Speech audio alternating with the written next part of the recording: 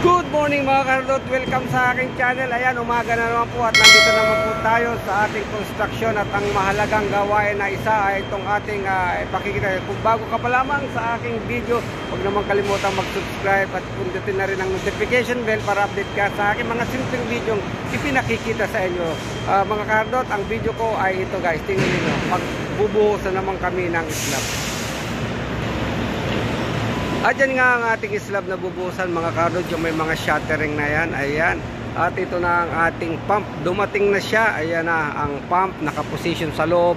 At ang ating mixer. Ayan po ang ating pumbuhos ngayon ay higher 240 slab po tayo ngayon dahil malambot ang kailangan natin para madaling ibuhos dito at hindi mahirap i-level dahil meron po tayong chemical na inilalagay. At syempre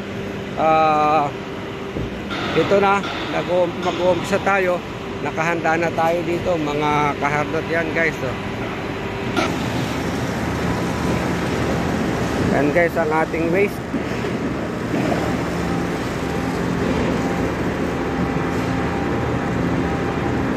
Yan, kailangan yung alisin, hindi natin dahil may mga waste yan galing sa pump. At ito nga mga kahardot ay yan na, pag-uumpisa na uli ang ating buhos. Dito na tayo. Ayan, ito ang mga bubuhosan natin ngayon. Ayan. At siyempre yung ating chemical naka-ready na rin dyan, nakalagay na. Ayan ang mga chemical natin, yung mga nasa sako na yan. Ayan, isasabog po yan. At inuulit ko nga, every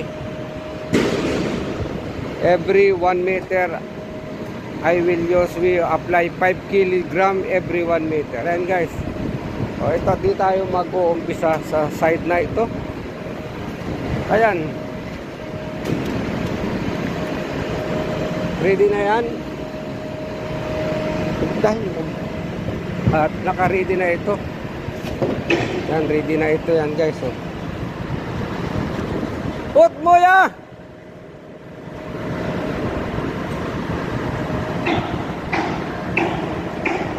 Ayan.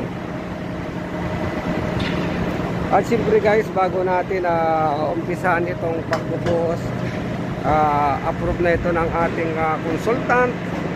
At all is nakalagay na lahat. Ayan. Ang dowels, lahat kumpleto na yan. At siyempre, before concrete, kailangan natin basahin itong surface para mahugasan yung ilalim. Mabasa, yan po ang kailangan dyan. Ayan. At mag-uumpisa na tayo ng buhos. Nakahanda na rin ang ating mga vibrator. Andyan na yung dalawang vibrator. At ito naman nilalagyan natin ng plastic dito para hindi magdumi sa paglilinis. Yan, kaya po naglalagay tayo ng plastic. Yan guys ang ating buhos ngayon, ngayong araw. Yan, kailangan na natin yan. At tuloy-tuloy lang po tayo sa panonood mga kahardot at ipakikita ko sa inyo. Yes! Si Akib.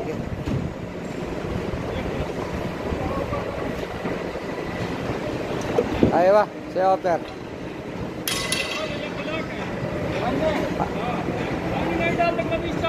Ada cleaning ada? Ada kita?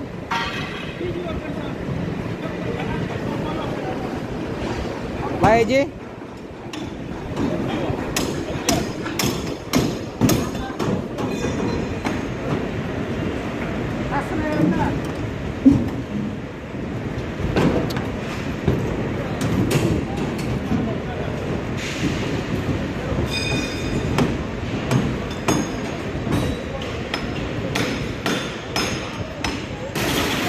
Ayan guys mga kardot, ang system po natin ng buhos na ito ay kalahati lamang, kalahati.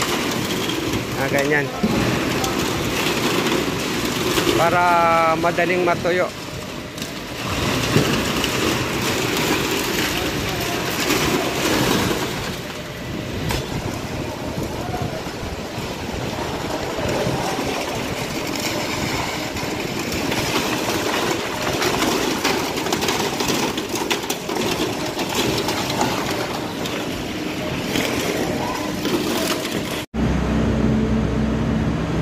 Ayan guys, at nakatapos na tayo ng isang mixer. Mayroon na naman tatlo, nakarating yung tatlo. Ayan, papasok yung isa doon. Ayun, yan, tuloy-tuloy yan. Ayan na.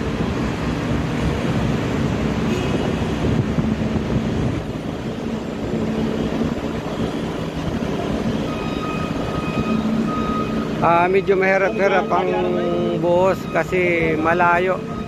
Nasa loob tayo, hindi tayo makagamit ng mahabang pump dahil hindi tayo makapagbukas dito. Sumasayad siya.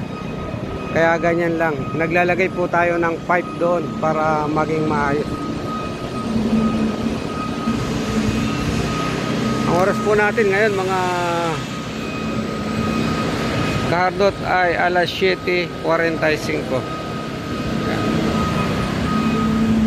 At dito nga sa parting ito mga kahardot, nagdugsong kami ng pipe. Ayan, dinugsongan namin ng pipe yung pump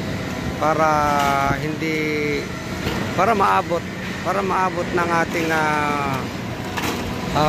pump itong gilid. Ayan guys.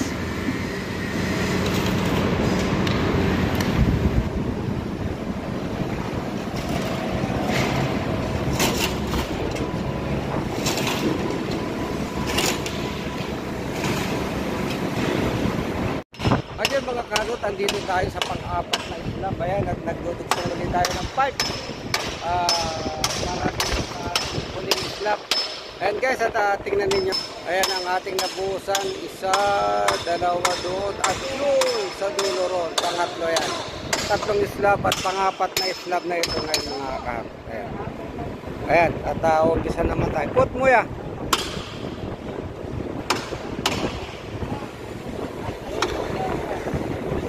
Ayan o, tignan nyo guys. Ayun, labas na ulit.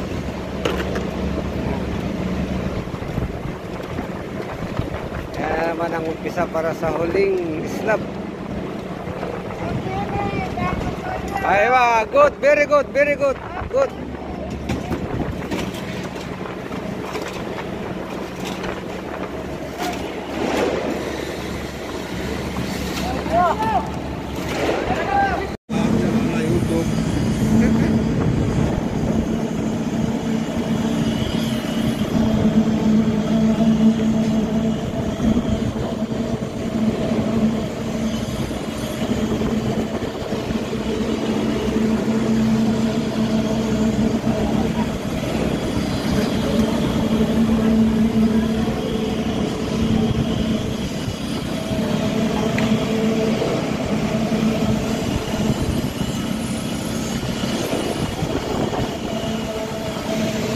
Yan mga kahardot, at ang last slab natin, ayan o, tingnan nyo, boss natin.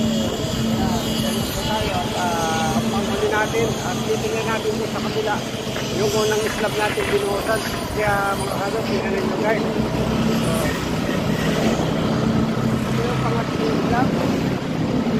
Ayan, pangatlong slab yan. 7 meters ang haba. Ito yung pangalawang binuhusan. Yan, waiting for dry at helicopter, at ito yung unang slab natin binuhusan mga kahardot. Ayan guys, ito yung unang slab natin, at yan, at inuumpisahan na natin i-helicopter yan dahil matigas na. Ayan. Ganyan po kasi may harder na ito, kaya medyo madali itong tumigas. Yan, ganyan po ang ating buhos ngayon sa araw na ito. At yan, kung mayroon po kayong mga katanungan kung bakit ganito ang ginagawa namin, just comment down lang po sa ibaba. Mag-comment lang kayo para may paliwanag ko naman sa inyo kung ano yung mga sistema ng ating pagbubuhos. Yan guys, at kailangan po talaga pantay na pantay dahil ito ay split finish. Yan, katulad yun nasa likod ko, yan na po ang ating binuhusan. Yan, mahalwa naman siyang kontrolin. Bakit yung mga tao natin ay siyempre mga sanay na yan, mga kahardot. Tingnan, malapad-lapad pa ang takbuhan ng ating buhusan.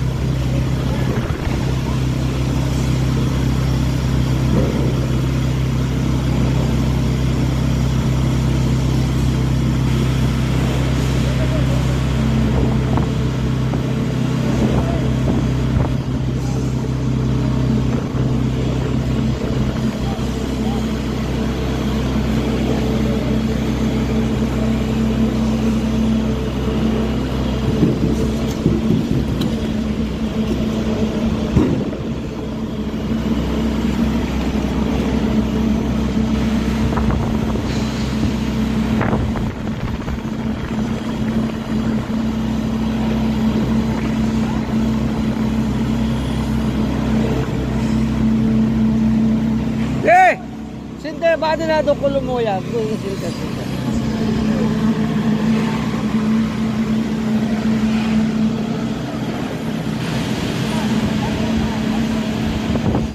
Ayan mga kardot, ayan, continue naman, natapos na yung buhos natin, ayan, buhos na, ngayon, mag-i-helicopter naman sila, fuel naman ang gagawin nila, katulad ng inuumpisahan doon, ayan dyan, at maraming salamat po sa inyong panonood ng aking simpleng video ito. Kung kayo po may tanong, just count the blessings down below lang, at para may share ko naman ang aking knowledge regarding this type of work. Yun, hanggang dito na lamang at maraming salamat po sa inyong panonood ng aking video ito. Bye-bye!